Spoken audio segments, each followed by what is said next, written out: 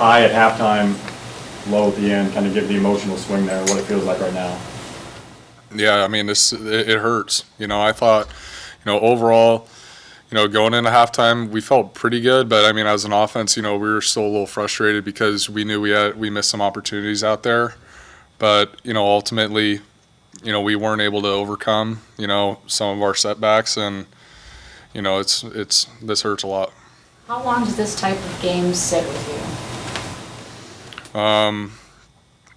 I mean, a long time, but right now we can't, we got to use a 24-hour rule right now. We have to be able to, move on from this come tomorrow. But until then, this one's going to sting. Was there anything you felt like Iowa State did different in the second half as opposed to the first half? Not really. I mean, I just think at the end of the day, we just couldn't really, get some momentum going in the second half. We were able to, we were moving the ball really well in the first half, but we just couldn't score in the red zone. And I think, that's what really hurt us. So, I think just overall our execution just wasn't there. And, I needed to do better. And we just need to be better overall. What did they do to take Luke away from you today? I mean, they did a lot of things. I mean, their defense is a pretty solid defense. You got to hand it to them. I mean, kind of they mix it up a lot. Situationally, they mix it up a lot. So it's kind of a lot, honestly.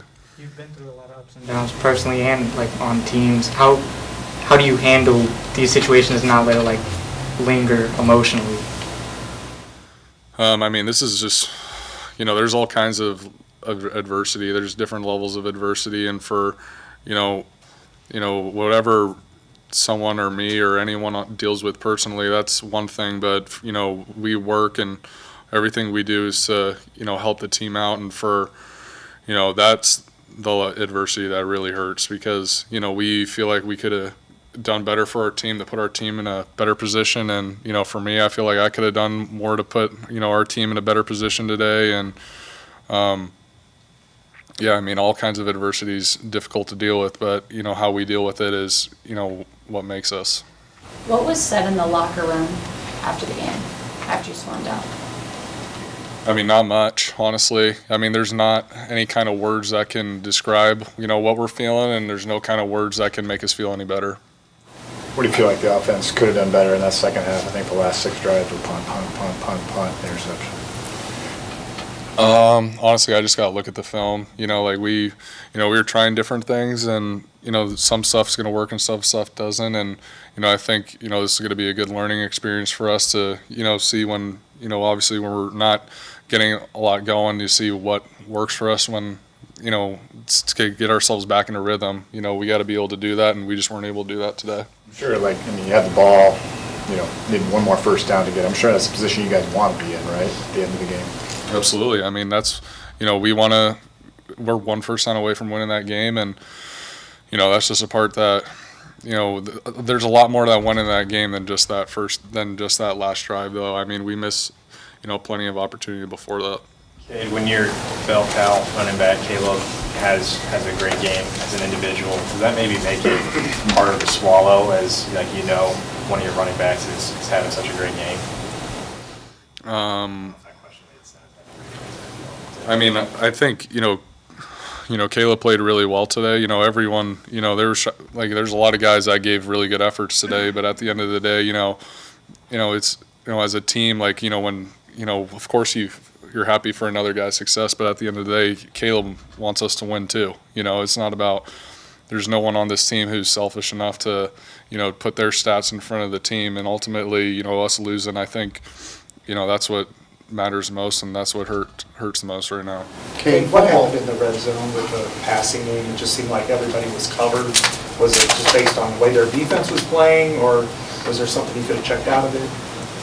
I mean, they were playing drop 8 coverage, so they have 8 guys in the red zone. There's 8 guys across the entire end zone, and that's, I mean, when we were down that low, there's not a lot of room, and I mean, that's what they did, and it obviously worked for them, but, we just got to, again, we got to find ways to, I mean, we knew it was going to be a 3-man rush at times, and, we did our best to, extend some plays. The O-line gave me really good time, but, I think just overall, I mean, we had 4 tries. You know, we can't just come up empty there. We got to find a way.